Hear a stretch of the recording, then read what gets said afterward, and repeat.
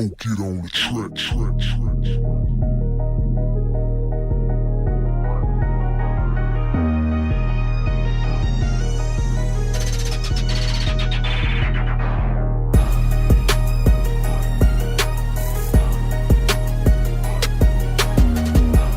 Welcome to Convinced and Confident.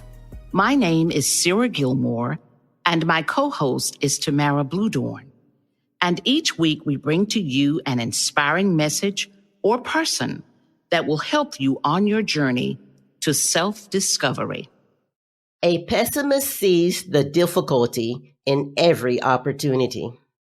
An optimist sees the opportunity in every difficulty. Winston Churchill. Our topic today, an optimist.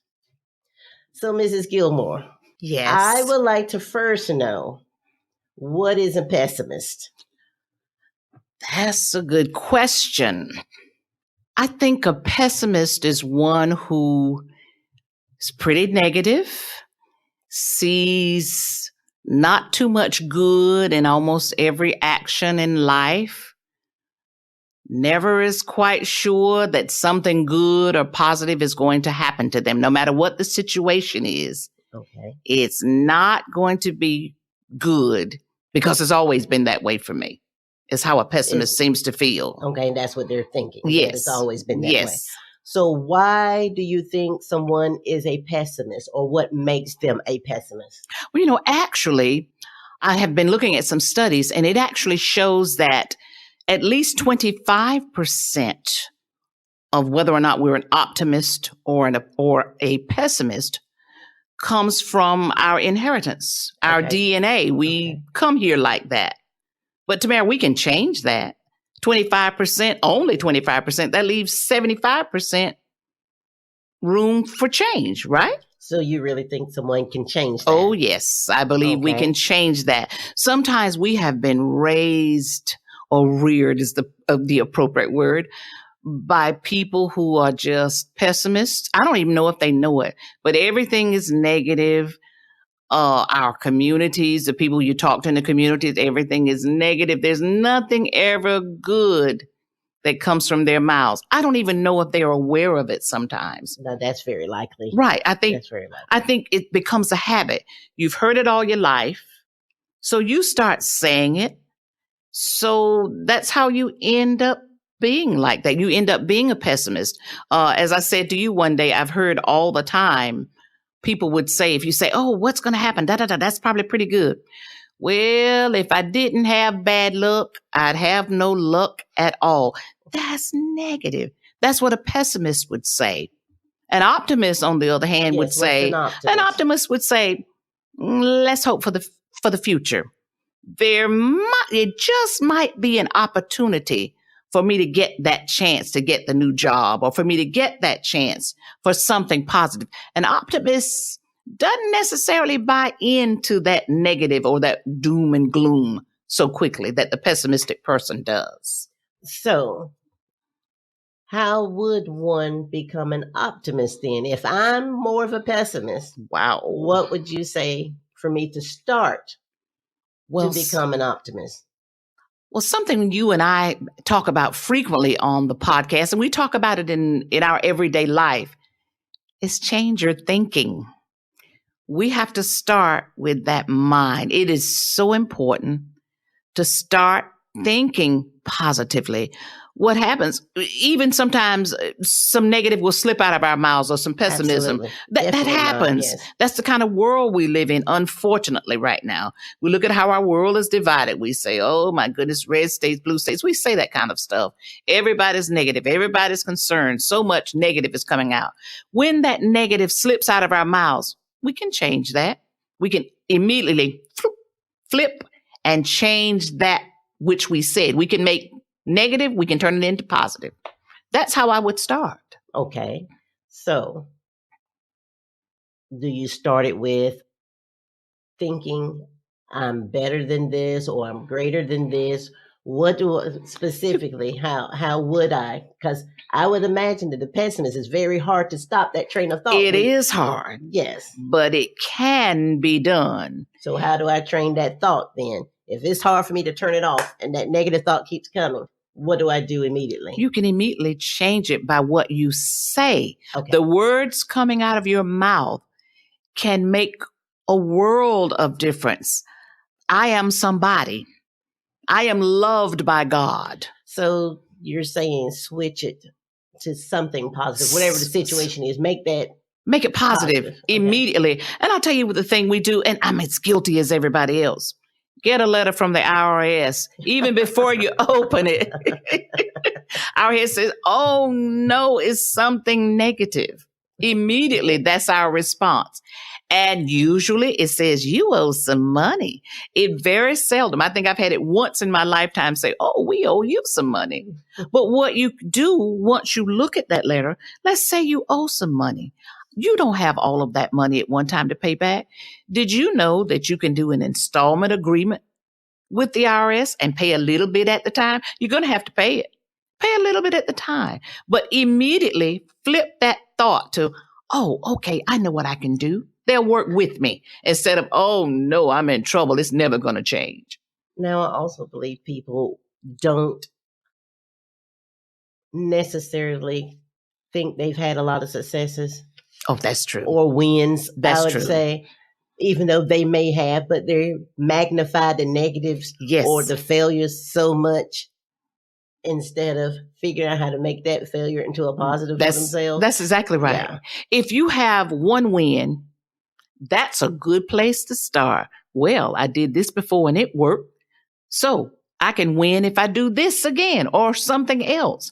But if you in your head have had a string of, oh my God, everything is negative, that's very difficult to change. But those positive words, those positive mantras, as we call them, mantras, as some say, that will make all the difference in the world. If you start thinking positive, something I do sometimes, I will just immediately, I can feel if I'm going to be anxious about something and it's negative in my head, I will start quoting, believe it or not.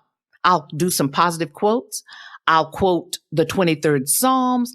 I start quoting something positive that makes me change my mind immediately. Yes, it helps. Do that. I have seen you do that. Yes. I walk through the valley of the shadow of death. I fear no evil, for thou art with me. Those kinds of things.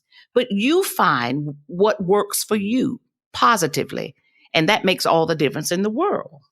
And now that you say that, I'm thinking when I went for my follow-up visit to the doctor, he asked, it was one of the first visits. He asked, why are you smiling? I didn't even notice that I was smiling. You were, or anything, as you talked to him. Because I'm just doing what I need to be doing at this time. And I think I babbled along, giving him all these different reasons. But then later, maybe 2 days later, I said, why was I smiling? And all I could think of, why wouldn't I not be smiling? Exactly. I already know we're going to people who God has blessed to have the knowledge to help me with my situation. Yes. So all I need to do is follow the plans that we've agreed upon. Do your part. Yes, do what I'm supposed to do. Yes. And we've already started putting in, what would you call? Interventions. Yes. Interventions. So that I could get my rest properly. Yes. And anything else I need to handle. So that I'm successful and have successful outcomes. Exactly. With the treatment. You're right. Yes. And one of the reasons I thought he asked, why are you smiling? You know why he asked? Yeah. Tell me why he asked. Well, he said often people come in and is, woe is me. That's right. I can't do this. I can't do that. While I was sitting there saying, no. I got to work. I said, we got things planned. I said, I have a launch date for some things. I'm not stopping working. So how are we going to do this? How are we going to do it and what we're going to do? Yes. They have even done studies that have found if you're an optimist, it's better for your health. Your cardiovascular disease is less frequent, I should say. That's what they found, that you're less depressed because even though life happens to you or happens to us, it's not what happens to you. is how you handle what happens to you. The optimist person can cope better with life, even though things can be negative, not so good. They're not always successful. They're real life situations, but the optimist has the ability to cope better. Absolutely. And that makes all the difference. They even say your immune system is stronger as a result. Absolutely. That's positive. Absolutely. And that's a wonderful thing to know for one's life. And I'm very positive about it, about what will happen to me. And I'm preparing myself because I know we have some difficult days, but I'm already and have already been feeding myself positive thoughts. That's what you do. Yes. Listen to those things that are positive. You can start listening to positive stories. Read positive stories. Surround yourself with positive people. Sometimes all your friends, oh Lord, have mercy. Absolutely. They're so negative. Pull out of that. Stop watching everything negative on television or everything negative on the internet. Change it. Change your thinking. Change your thought patterns. Change what you say. Make it more positive. And it makes a world of difference. Absolutely. If you're a religious person, get in touch with your spirituality. You say you have faith, then exercise that faith. Those are the things that will help us. Faith, you have to be positive. It will help us to live better. Yeah, that's have to be positive. You don't have any faith. That's exactly right. Those things help. Sometimes those of us who are religious, we don't like any. I don't like the church. I don't like the preacher. I don't like the members. What do you like? Change and those. Oftentimes have the hardest time overcoming things, but you're saying you're a believer. You say you're a believer. That's a contradiction there. That is a total contradiction. Yes. And guess what? Your subconscious knows it. Absolutely. Your subconscious recognizes, this is what she's saying. So that's how your life is. It comes out negative rather than positive. Comes out a contradiction. Yes, it does. Yes. And we aren't supposed to be a contradiction. Absolutely not. We're not. Which also means it's a constant work that we need to be involved in. That's what life is. From day one, it's a constant work to be who you are. And what's supposed to happen? We're supposed to work this thing out so that in the end, we are supposed to leave here an empty vessel. We aren't supposed to leave anything here, any of our talents, any of our skills. We're supposed to leave everything here on this earth because it can help somebody else. That's what we're supposed to do. Yes, we are supposed to. Why would we take it with us? We can't do anything with it. That's exactly right. And you can't bless us all with it afterwards. That's exactly right. So you may even have to start, and we've said it before, a gratitude journal. Now, you don't have to buy a journal. You can use a sheet of paper. But a gratitude journal. What am I thankful for? Actually, we should wake up every morning. You plan your own thing, what you're going to do every morning. But it's a wonderful idea to wake up every morning. What am I thankful for today? I am so thankful for my health. I am so thankful. We say it all the time, for my strength. I'm so thankful for my children. I'm so thankful for my life. I'm thankful every day for living. Yes, we all should be, because we see how things can change so drastically and so quickly. We see that. So that's what we're supposed to do. And as I said, 25% of our optimism or pessimism is in our DNA, but we've got 75% left that we can change everything. Now, some questions, some people have asked me before, Sarah, is optimism the same thing as happiness? I'm going to ask you, Tamara, what do you think? Is it the same thing? I'm going to say no. Okay. I think they're probably closely related. Okay. But no. Optimism is a belief that everything will be good.